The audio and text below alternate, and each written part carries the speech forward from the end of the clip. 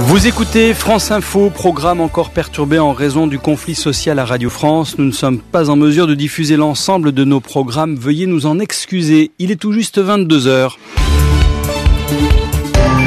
France Info, 22h, un nouveau journal. François Lepage. Bonsoir. La finale de la Coupe de la Ligue, le PSG face à Bastia ce soir au Stade de France, les Parisiens qui mènent pour l'instant 2-0. Une rencontre historique, elle vient de commencer, celle de Barack Obama et Raúl Castro en marge du sommet des Amériques au Panama. Une mère de famille en garde à vue ce soir dans le Haut-Rhin, elle pourrait être l'auteur d'un triple infanticide. Elles seront formellement déposées demain, en début d'après-midi. 4 motions pour le congrès du PS à Poitiers en juin prochain. 24e jour de grève à Radio France, syndicats et médiateurs toujours en discussion. Demain, l'anticyclone va regonfler par le sud, donc retour du soleil. Bulletin complet à la fin du journal. France Info. Barack Obama, Raúl Castro se rencontrent donc en ce moment en marge du sommet des Amériques au Panama. Les présidents américains et cubains s'étaient déjà donné une poignée de main en coulisses, mais n'avaient pas vraiment encore dialogué. Les discussions, Frédéric Carbone, viennent donc de commencer. Oui, absolument. Cette rencontre, alors là, totalement historique. La première entre présidents cubains et américains depuis 1956 a commencé il y a une dizaine de minutes. On a, pour le moment, une photo de cette rencontre modeste. C'est dans ce centre de conférence de Panama. Les deux hommes sont assis côte à côte, visage sérieux, grave, devant une petite table de ce centre de conférence. Combien de temps va durer la rencontre? Qu'est-ce qu'ils vont se dire? On le saura sans doute dans 1 heure ou 2.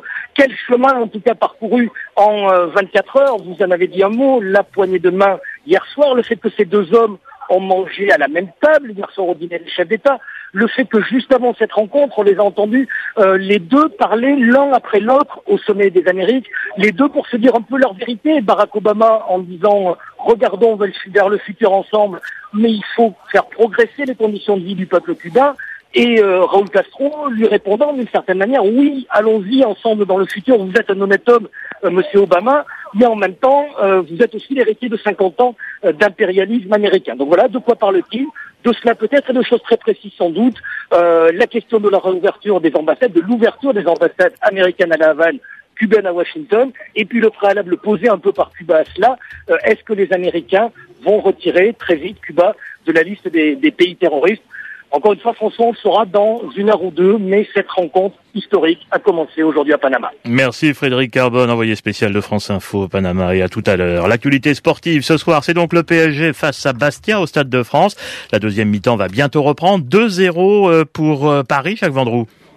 2-0 pour l'équipe du Paris Saint-Germain, vous l'avez dit, après 45 minutes de jeu. Premier but marqué par l'inévitable Ibrahimovic après 20 minutes de jeu en première période. Eh bien, penalty de Schillaci. Schillaci est expulsé. Ibrahimovic transforme 1-0 pour le PSG. C'est le 103e but d'Ibrahimovic, eh bien, de toute l'histoire du Paris Saint-Germain, en tous les cas, depuis qu'il est arrivé au Paris Saint-Germain. 40e minute de jeu. Ibrahimovic à la limite de la surface de réparation. Tire à ras de terre sur le côté droit du gardien Areola. Il n'y a rien à dire. 2-0, 104e but marqué depuis qu'il est arrivé. Je vous rappelle que le record est détenu par le Portugais Paoletta avec un total de 109 buts. Mais franchement, sur l'ensemble de ses premières 45 minutes, il n'y a rien à dire. Le Paris Saint-Germain maîtrise complètement, comme on dit, la situation. Merci Jacques Vendroux, à tout à l'heure. Un drame familial en Alsace, à Flerbach dans le Haut-Rhin, près de Mulhouse. 3 enfants d'une même famille retrouvés sans vie à la mi-journée, tués à coups d'objets tranchants.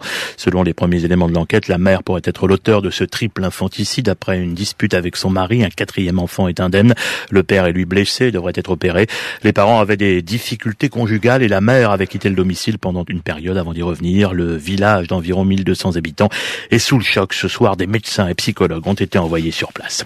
Il est soupçonné de plusieurs agressions sexuelles sur des jeunes filles mineures à Paris ces dernières semaines. Un homme de 36 ans est depuis hier soir en garde à vue. Il aurait agi sous la menace d'une arme blanche à chaque fois. À ce stade de l'enquête, on dénombrerait 8 victimes pour la majorité des collégiennes. Laurent Doulsan.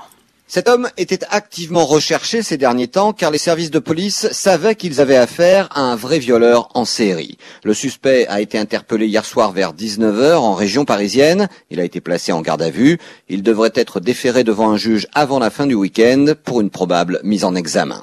Le violeur présumé est âgé de 36 ans. Il se serait attaqué à 8 jeunes filles. Il aurait commis un viol sur une enfant de 12 ans.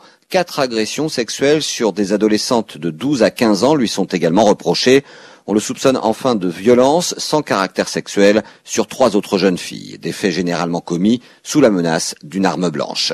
L'homme sévissait dans 4 arrondissements de Paris et repérait vraisemblablement ses victimes à la sortie des collèges. Cette série de violences avait démarré début mars avec une accélération ces tout derniers jours, 4 agressions en moins d'une semaine. Il devrait être déféré demain à Montpellier au pôle criminel d'instruction. Le chauffard qui a percuté mortellement un policier lors d'un contrôle routier hier dans l'Aveyron était positif au cannabis. On l'a appris tout à l'heure. Ce jeune homme de 27 ans a déjà été condamné pour conduite sous l'emprise de produits stupéfiants. 4 motions pour le congrès du PS à Poitiers en juin prochain. Elles seront formellement déposées demain au début d'après-midi. Le Conseil national réuni cet après-midi les a enregistrées. Le texte choisi au final fixera la ligne politique du parti. Son leader sera désigné premier secrétaire. 4 motions concurrentes, donc, avec 2 principales, celle de la vocation majoritaire du premier secrétaire, Jean-Christophe Cambadélis, soutenu bien sûr par le gouvernement, mais aussi par Martine Aubry, la maire de Lille, jusqu'ici très critique avec l'exécutif. En face, principal adversaire, l'aile gauche et les frondeurs, unis sous une même bannière, derrière le député Christian Paul, et il compte bien l'emporter lors du congrès, Anne-Laure Danier. Ah, il y croit, Christian Paul. Rien n'est joué, dit le leader de la motion des frondeurs. Avant qu'ils ne prennent la parole, ils ont fait une belle photo de famille. Il y avait là les 2 anciens ministres frondeurs, Benoît Hamon, Aurélie Filippetti, mais aussi Jérôme Guedj, Emmanuel Morel, Pascal Cherki, tout ce que le Parti socialiste compte de frondeurs. Le nom de cette motion, c'est à gauche pour gagner. Le but est affiché, être majoritaire au Congrès, ça va être très compliqué, mais au moins infléchir la ligne du parti. Christian Paul a eu des mots très durs pour l'exécutif. Les engagements de 2012 n'ont pas été tenus, et très dur aussi avec la motion de la majorité à laquelle Martine Aubry, dont il est pourtant proche, s'est finalement rallié. Une motion rédigée à la hâte, tacle Christian Paul, qui tente le mariage des contraires sans rien garantir. Voilà, la bataille du Congrès est bien engagée. Au siège du Parti socialiste, rue de Solferino, Anne-Laure Danier, France Info. Entre 600 et 800 manifestants aujourd'hui dans les rues de l'Andivisio, dans le Finistère, contre un projet de centrale au gaz, centrale pour garantir l'approvisionnement en électricité en Bretagne. Ses opposants, qui la jugent inutile, réclament un débat public. Le 24e jour de grève à Radio France, avec de nouvelles discussions en ce moment entre les syndicats et le médiateur nommé par le gouvernement. Le médiateur qui avait rencontré ce matin la tutelle et la direction. Les organisations syndicales attendent maintenant des propositions concrètes. Pas de suspension du mouvement pour l'instant. La grève est reconduite au moins jusqu'à lundi. 70 ans jour pour jour après la libération du camp de Buchenwald, plus de 80 survivants ont observé une minute de silence cet après-midi sur le site de l'ancien camp de concentration allemand. À 15h15 précisément, heure du début de la libération du camp, 250 000 personnes environ y ont été emprisonnées entre 1937 et 1945. 56 000 personnes y ont trouvé la mort. C'était le journal de François Lepage. France Info, 19h-23h, Bernard Thomasson. Dans un instant, nous retournons au stade de France, pour la finale de la Coupe de la Ligue, juste après la météo.